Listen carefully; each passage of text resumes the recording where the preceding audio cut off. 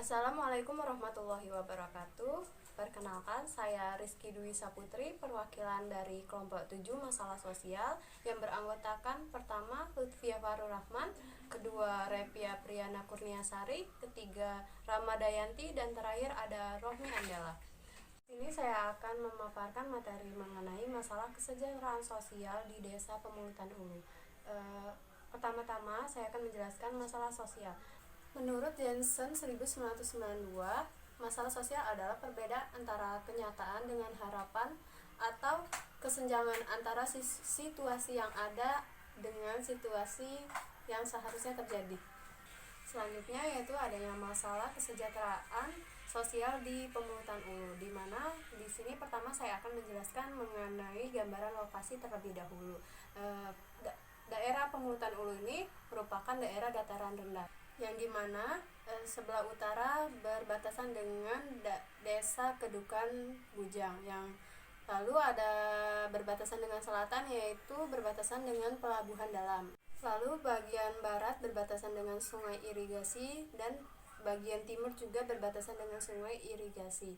Lalu selanjutnya ada identifikasi masalah. Identifikasi masalah yang kami lihat di daerah Pemulutan Ulu ini ada beberapa, yaitu ada kemiskinan, keluarga dengan berumah yang tak layak huni, serta lingkungan dan kesehatan.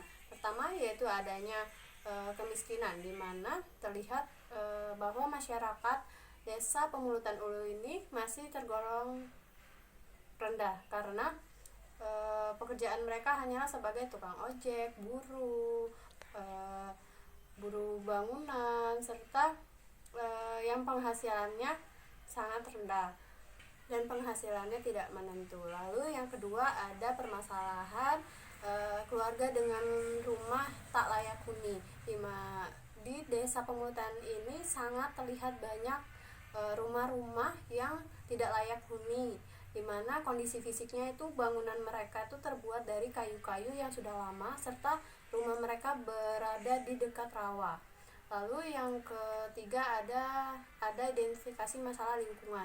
Lingkungan ini di Desa Pemulutan Ulu itu terlihat sangat kumuh atau bisa masuk ke dalam permasalahan pemukiman kumuh, di mana banyaknya sampah yang masyarakat buang langsung ke rawa, sehingga pada saat rawa airnya naik maka akan terlihat sampah-sampah yang menumpuk di bawah rumah mereka.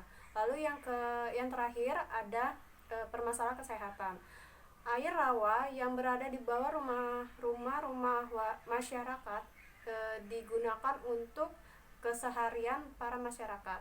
Mereka tidak tahu masalah-masalah yang akan disebabkan oleh air yang tidak layak untuk dipakai, tetapi mereka masih memakai air dari rawa tersebut, sehingga menyebabkan penyakit kulit yang diderita oleh masyarakat seperti gatal-gatal, bahkan alergi karena air yang mereka gunakan. Lalu ada faktor penyebab masalah, yaitu ada 3, yaitu faktor ekonomi, biologis, serta psikologis. Pertama ada faktor ekonomi. Di sini karena perekonomian masyarakat yang rendah ini mempengaruhi permasalahan yang terjadi. Lalu ada faktor biologis, di mana faktor ini dikarenakan minimnya fasilitas kesehatan, sehingga masyarakat tidak mempedulikan kesehatannya karena susahnya mendapatkan pengobatan untuk kesehatan mereka. Lalu yang terakhir ada faktor psikologis. Faktor psikologis ini karena kurangnya interaksi antara masyarakat dengan kepala desa.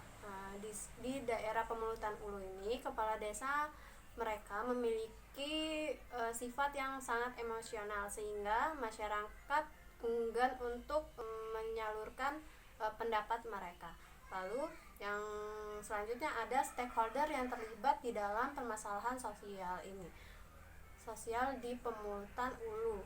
Pertama ada stakeholder utama, di mana stakeholder utama ini yaitu masyarakat dan tokoh masyarakat yang terkait dengan permasalahan yang terjadi di Desa Pemulutan Ulu.